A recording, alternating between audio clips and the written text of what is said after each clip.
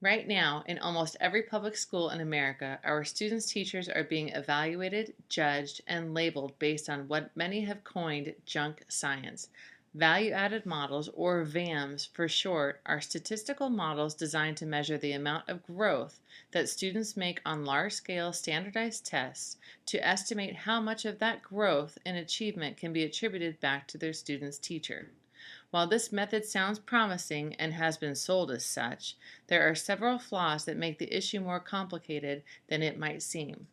For example, many of the theoretical and methodological problems are often downplayed or ignored by those promoting VAM use.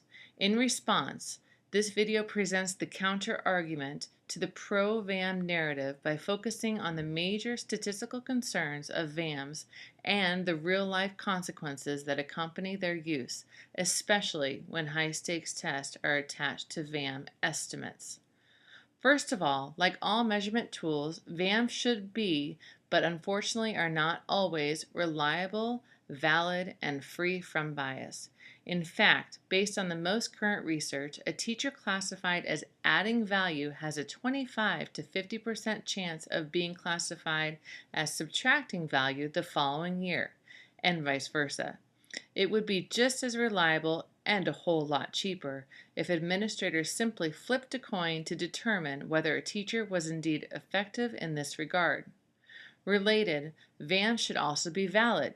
Just as one would expect a scale to consistently measure weight, that is, with reliability, one should also expect a VAM to measure what it's actually supposed to measure, teacher effectiveness.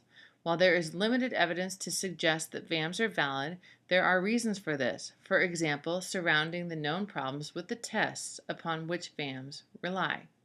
We know that such tests are poor measures of student achievement, and we know that such tests were never intended to measure teacher quality or growth in student achievement from one year to the next that could be attributed back to teacher quality. But they are being used this way regardless.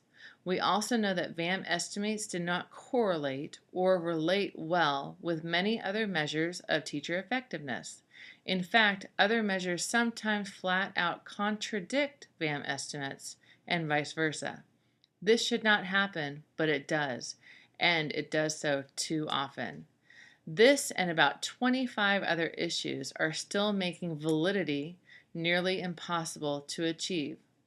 Further, research evidence has shown that some teachers' scores are indeed biased by the students they teach, especially when they teach classrooms with disproportionate populations of gifted and/or high-need students. These are the students typically on the tails of the normal bell curve.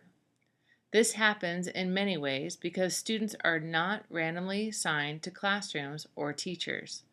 Regardless of what VAM statisticians in this area might say, their statistical controls too often do not work effectively to counter or control for this very real issue. All of these problems matter, but what matters more is the way in which these problems affect people. Despite mounting cautionary research, VAMs are being used for consequential decision-making purposes in many states across America. Teachers have been demoted, demoralized, and dismissed because of these models that are, at best, correct some of the time. To push human judgment out of these highly complex statistical equations, as others justify in their perpetual pursuit of objectivity, is scientifically wrong. If we are ever to truly find any value in value-added modeling, as still currently conceptualized and used, we still have a long, long way to go.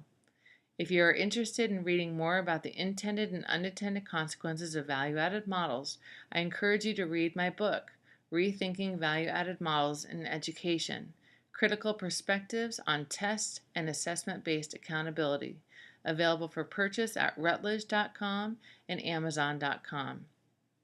All of my personal proceeds are going to the Akoto Orphanage in Siem Reap, Cambodia. I have absolutely no interest in making any money off of the many of which are shameful, consequences coming about as a result of inappropriately attaching high-stakes consequences to and/or making high-stakes decisions as based on VAMs, unlike others. Thank you.